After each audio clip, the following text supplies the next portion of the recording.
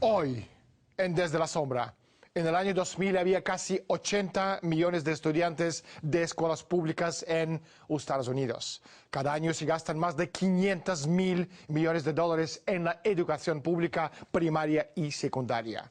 Si sumamos el coste de la educación universitaria, estaríamos hablando de un presupuesto total anual de casi 850.000 millones de dólares.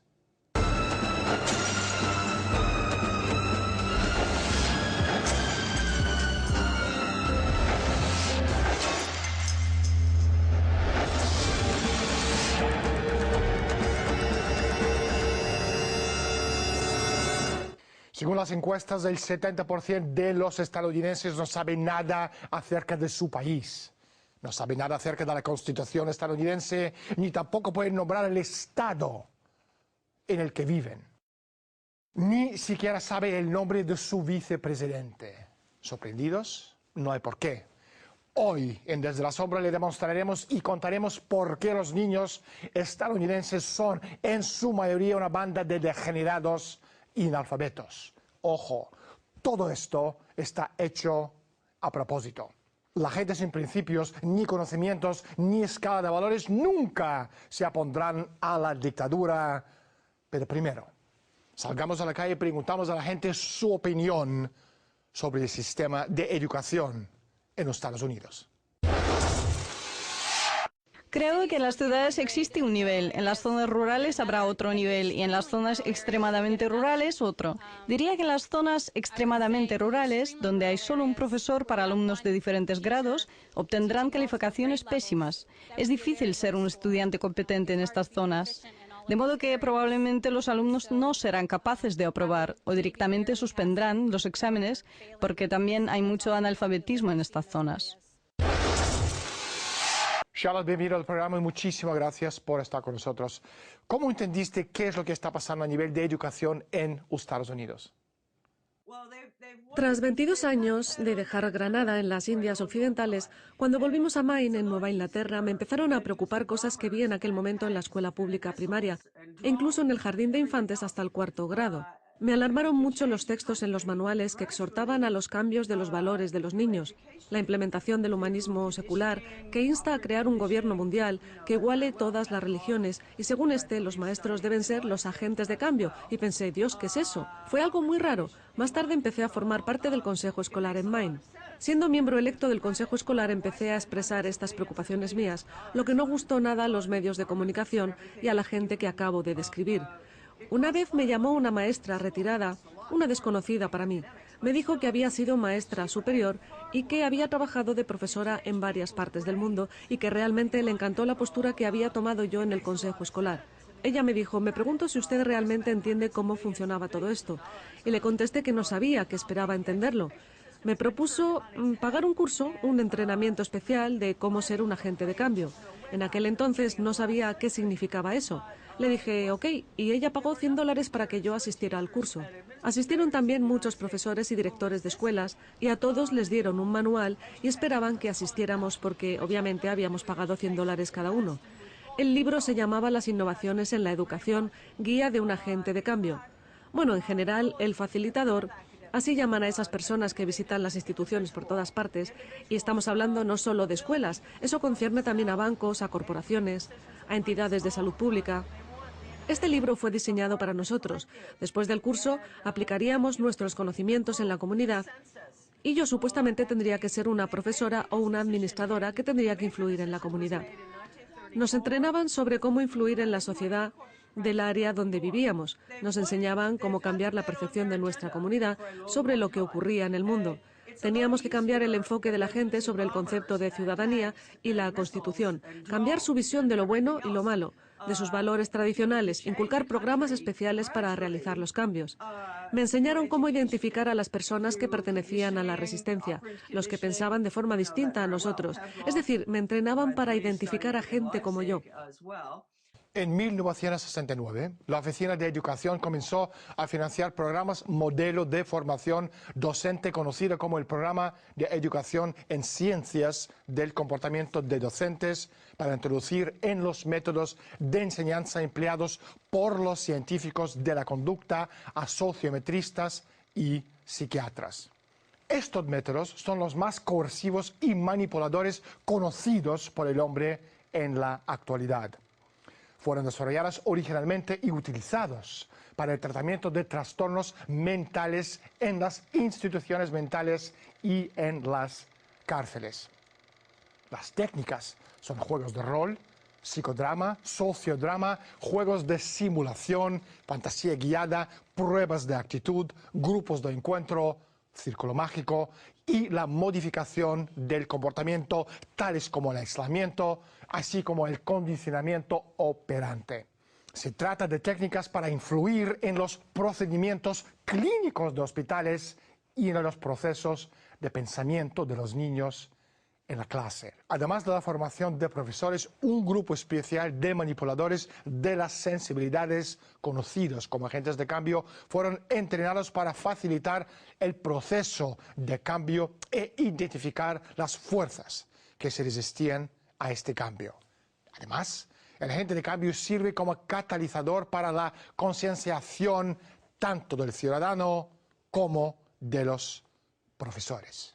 Charlotte, ¿por qué están tratando de cambiar el paradigma tanto en la educación como en la sociedad en general? Hace mucho que tienen su propia agenda. Es mucho más fácil que utilizar aviones de bombardeo y carros de combate, misiles y drones y otras cosas. El objetivo es cambiar un país gradualmente mediante la educación, mediante el condicionamiento operante, control mental. Eso tiene gran sentido. Entonces no se necesitaría gastar miles de millones de dólares en armamento. Eso cuesta mucho. Implementar tales programas en la escuela cuesta mucho más que la enseñanza académica. Pero de todos modos es una herramienta mucho más barata y eficaz para controlar lo que piensa la gente. Uno de los libros de texto en uso para el sistema educativo de Estados Unidos para estos fines es del suizo Johann Pestalozzi, el ABC de la percepción sensorial. ¿En qué consiste su importancia? Porque Pestalozzi, con el seudónimo Alfred, fue un destacado miembro de los famosos Illuminati. El objetivo de los Illuminati es dominar el mundo, utilizando cualquier método para alcanzarlo. Charlotte, ¿qué es lo que pasa con el sistema educativo de Estados Unidos? El sistema educativo fue puesto patas arriba y la planificación de todo esto tuvo lugar hace mucho tiempo, al inicio del siglo pasado. Quieren que el individuo sea parte del colectivo y el pensamiento colectivo. La mayor decisión fue tomada en 1934 por la corporación neoyorquina de Carnegie. Lo publicaron en un pequeño libro titulado Conclusiones y recomendaciones para los estudios sociales. Pero esto ya fue después de que muchos profesores y maestros estadounidenses viajaran hacia y desde la Unión Soviética. Y cuando volvieron hablaban de lo maravilloso que se estaba allí y que este era el camino hacia el futuro. Les hicieron un buen lavado de cerebro y la corporación Carnegie hizo un estudio en forma conjunta con la Asociación de Historiadores de Estados Unidos sobre el cambio del sistema estadounidense de educación. Y este pequeño libro, Conclusiones y recomendaciones para los estudios sociales, realmente es un libro increíble que insta a usar los colegios para convertir Estados Unidos de una economía individualista de libre mercado a una economía planificada y valerse de las escuelas para hacerlo. E incluso van tan lejos como para decir los ciudadanos de Estados Unidos se van a resistir a esto, porque esto acabaría imponiendo muchos controles sobre sus vidas y los privaría de la libertad. En el siglo XIX, un sinfín de dignatarios estadounidenses como Daniel Coit Gilman, más tarde el presidente de la Universidad Johns Hopkins, Timothy Dwight, 12º presidente de Yale, y Andrew Dickson White, primer presidente de la Universidad de Cornell y además el primer presidente de la Asociación Histórica Americana, llegó a Leipzig para aprender de William Wundt la nueva ciencia de la psicología experimental. Abuelo de Wundt, Carl Casimir Wundt Elias Rafael, fue profesor en la Universidad de Heidelberg y también miembro de los famosos Illuminati. Llegados los años 1900, todos los doctores en los Estados Unidos estaban siendo entrenados en Prusia. Entre 1880 y 1910, los sucesores americanos de Wundt se convirtieron en jefes de los departamentos de psicología de todas las universidades importantes del país. Con ayuda de la Fundación Rockefeller y la Fundación Carnegie fue creada una nueva disciplina, la psicología de la educación, que ha terminado en la degeneración de hoy, en la educación estadounidense. El río... no tengo ni idea. ¿El río Mississippi? Me imagino que es el Mississippi. No tengo ni idea, no sé nada acerca de ríos. El gobierno dice que quiere mejorar el sistema de educación, pero el resultado es lo opuesto. Charlotte, ¿por qué quieren atontarnos? Solíamos tener una población bastante inteligente, pero ya no lo es. La gente nunca hace preguntas. No solo la escuela no les educa, sino que les lavan el cerebro con la televisión. Y los medios de comunicación no les dicen la verdad. Y no les enseñan historia. Y si no te enseñan historia, es seguro que repetirás los errores de tus antecesores. Aquí la gente ya ni siquiera sabe en qué país vive. Si le preguntas a alguien de 7º grado de la escuela pública en una región no muy próspera, bueno, no todos, pero si les preguntas, por ejemplo, ¿en qué estado vives? ¿O cuál es el país en el que vives? Ni siquiera lo saben. No estoy segura. ¿50? Seguro que son 50. Hay 50 estrellas en nuestra bandera. Estoy bastante segura de que son 50. No. ¿Hay una sala Carnegie? Solo sé eso. No, no lo recuerdo. Puede ser escritor o político, algo así. Diré que escritor. Así que si hay personas que han caído tan bajo y ni siquiera entienden la Constitución de Estados Unidos, el más grande documento jamás escrito en la historia del hombre, a excepción de la Biblia, si no entienden qué son las libertades que nos han sido garantizadas a todos, ¿cómo van a saber cuándo les arrebatan estas libertades? Si no saben que la libertad se les debe garantizar, ¿cómo van a saber cuándo les quitan esa libertad? No puedes saber si te han estafado, si ni siquiera sabes si alguna vez has tenido algo. Así que esa es la respuesta a la pregunta, Daniel. Por esa razón deben hacerlos callar, para poder controlarlos. William von Humboldt fue uno de los gigantes de los clásicos de Weimar. Se define como la meta de la educación, la belleza del carácter. Él luchaba contra la idea prevalecente de las escuelas de su tiempo, donde las personas aprenden solamente para tener un trabajo, aprenden habilidades concretas. Von Humboldt dijo que aprender solamente para tener un trabajo no es importante, porque cuando uno desarrolla por primera vez la belleza del carácter, la belleza del alma, y se hace de una persona un ciudadano del Estado, que se ocupa del bien común del Estado, que tiene como el más alto ideal ser una persona hermosa. Entonces, esa persona puede adquirir cualquier habilidad después. Porque una vez que el carácter del ser humano está plenamente desarrollado, estas habilidades prácticas son muy fáciles de desarrollar. Y entre los temas que él consideraba absolutamente necesarios fue ante todo la historia universal. Cada alumno tiene que aprender obligatoriamente la totalidad de la historia humana hasta el presente, porque, como dijo von Humboldt, solo una persona que entiende a través de las generaciones y generaciones lo que le ha costado al ser humano ser libre, la cantidad de sangre que se ha derramado para llegar a los grados de la belleza, el progreso que tenemos hoy en día. Solo esa persona tiene la base moral de ser un verdadero ciudadano. La educación primaria y secundaria se quedan cortas, pero en la universidad el nivel es bueno. Creo que es bueno, pero podemos mejorarlo. No lo sé. Charlotte, ¿cuál es la relación entre el cambio de comportamiento y el sistema educativo actual? Comencé escribiendo sobre los profesores Skinner y Pavlov hace décadas. Hay un trabajo estupendo de Anthony Sutton y su libro sobre la orden de Yale. La Orden de la Calavera y los Huesos y la Élite. Y como ya sabes, le di al doctor Sutton, le di una lista con los miembros de Yale. Además, nadie que no fuera miembro no sabía que en Estados Unidos existía esta sociedad secreta, porque mi padre y mi abuelo eran miembros. Pasé mucho tiempo investigando la educación norteamericana y el papel que desempeñaba Wilhelm Wundt en Leipzig. Él y el trabajo de Pavlov se basaban en las ideas de Wundt. Según la élite, el individualismo no era importante. Como colectivo nacimos en este planeta solo para servir al colectivo, al Estado. Y esto es muy peligroso, todo lo que pasa, pero todo esto fue aceptado en la educación. En Estados Unidos la gente no lo entiende para nada. La economía es pésima ahora mismo en Estados Unidos. Deliberadamente, como tú bien sabes, Daniel, es tan terrible que la mayoría de los padres me dirían: Charlotte, ¿qué hay de malo con que mi hijo en un futuro trabaje en una fábrica? Yo quiero que mi hijo tenga un trabajo.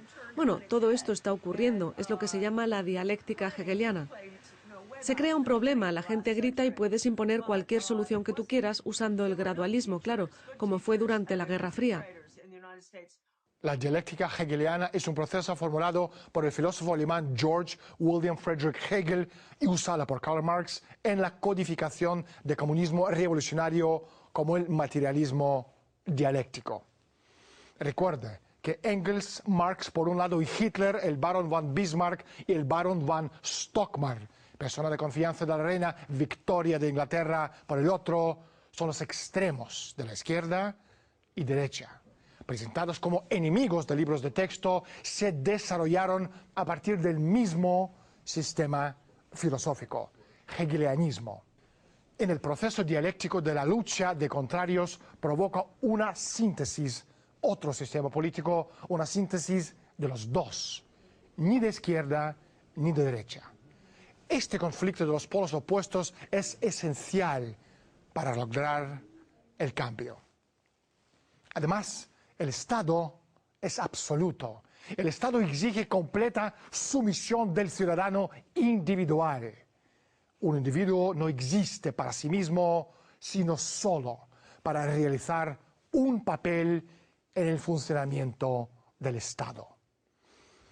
Él encuentra la libertad solo en la obediencia al Estado. Entonces, ¿quién es el Estado? Obviamente es la mismísima élite mundial. Charlotte ha mencionado gradualismo. ¿Cuáles son algunos de los pasos intermedios que han adoptado esas personas para alcanzar sus metas de convertir a Estados Unidos de una república constitucional soberana en una democracia casi cuasi-leninista socialista? Charlotte, ¿cuál es tu opinión? Estamos hablando del engaño semántico. ¿Han oído alguna vez palabras tan hermosas como pensamiento crítico? Bueno, yo volví e investigué lo que significa pensamiento crítico. A Lenin le encantaba el concepto del pensamiento crítico. Para Lenin, en el pensamiento crítico no hay nada sagrado, todo evoluciona. En otras palabras, adiós a los 10 mandamientos, adiós a la Constitución de Estados Unidos. Todo evoluciona. Ese es el pensamiento crítico. Pero los padres no lo saben. Piensan que el pensamiento crítico suena estupendo. ¿Por qué mis hijos no van a poder pensar de forma crítica o tomar decisiones? La otra expresión que usan es tomar decisiones. ¿Ningún padre puede oponerse a un superintendente escolar que diga que van a hacer un curso de toma de decisiones? Digamos a los padres, no. Ese curso es una clarificación de valores. Y ellos ni siquiera entienden que esas clarificaciones son la destrucción total del espíritu, de la moral y de los valores. Por ejemplo, mamá y papá son de la vieja escuela. No sirve, según la dialéctica. No les obedezco más. Sus ideales, fuera. Eso se llama el engaño semántico. Ahora las nuevas bases, lo que llaman las nuevas enseñanzas. La enseñanza antigua incluía aritmética, historia, arte, música, etc. La nueva enseñanza dice que la Constitución de Estados Unidos está obsoleta. Pasemos al sistema de gobierno mundial, una forma de gobierno consultativa, no más oficiales elegidos. Sé que tú lo entiendes, por eso estoy contenta de estar en tu programa, porque es imposible transmitir este mensaje en los medios corporativos. Creo que... ¿fue Adams? No estoy del todo segura, fue hace mucho tiempo. Creo que fue Adams. ¿No es Jefferson? ¿Thomas Jefferson? Charlotte, una última pregunta. ¿Qué podemos hacer en el futuro para ofrecer a nuestros hijos un buen sistema educativo? Bueno, creo que la solución es muy simple. Toda la elección de escuela y las escuelas particulares se pagan con el dinero de los impuestos. Entonces ya no son una elección, ¿verdad? Porque si aceptas un centavo del dinero federal a nivel federal o a nivel local, tendrás que enseñar las asignaturas del estándar internacional de la UNESCO. Y debo subrayar que en 1972, en la UNESCO, 19 de los 20 consejeros de educación provenían de Europa del Este, de países comunistas y de la Unión Soviética. Es de ahí de donde proviene el estándar internacional de la UNESCO. Entonces, por ejemplo, si las escuelas privadas aceptan un centavo del dinero federal, ya no son privadas. Tienen que pasar la prueba internacional de la UNESCO, y de ahí proviene, ¿cierto? Entonces, la única forma de elección escolar es la educación en casa. Pero tengan cuidado porque con la computadora, el plan es conectar la computadora de la enseñanza en casa con el computador de la escuela pública central. Y es un sistema para toda la vida, bajo el paraguas del distrito escolar, y se llama ingreso en la comunidad. Todo estará bajo el paraguas del distrito escolar con consejos no elegidos, conectados a través de la computadora a las escuelas caseras, con la agenda de trabajo de las corporaciones y a todas las diferentes cosas que haces en tu vida, tales como sacar a pasear a tu abuela para ver las hojas en otoño. Eso es comunismo. Y quiero que ustedes lo escuchen. Este es el plan para toda la vida. No tendrán libertad. Charlotte, no hay tiempo para más. Muchísimas gracias por estar con nosotros. El condicionamiento de la sociedad moderna norteamericana comenzó con John Dewey, psicólogo, socialista fabiano y padre de la educación progresista.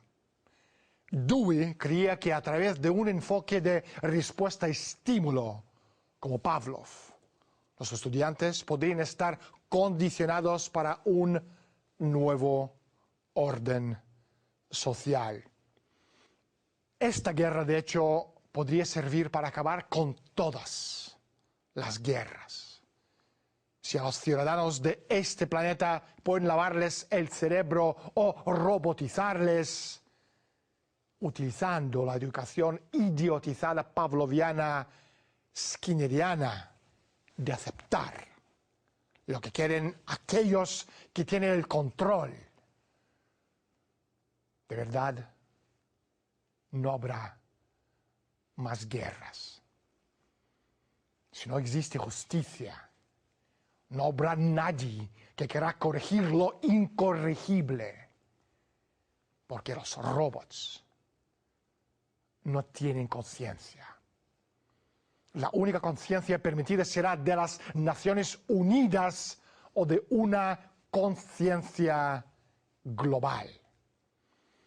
La validez de una acción se decidirá por una conciencia global del gobierno mundial, según lo recomendado por el Dr. Brock Chisholm, secretario ejecutivo de la Organización Mundial de la Salud en el año 1947 y más tarde, en 1996, por la exsecretaria de Estado Madeleine Albright. Queda usted advertido. Jamás encontraremos las respuestas correctas si no somos capaces de formular las preguntas adecuadas. Soy Daniel Stulin, bienvenidos todos al mundo de Humo Espejos.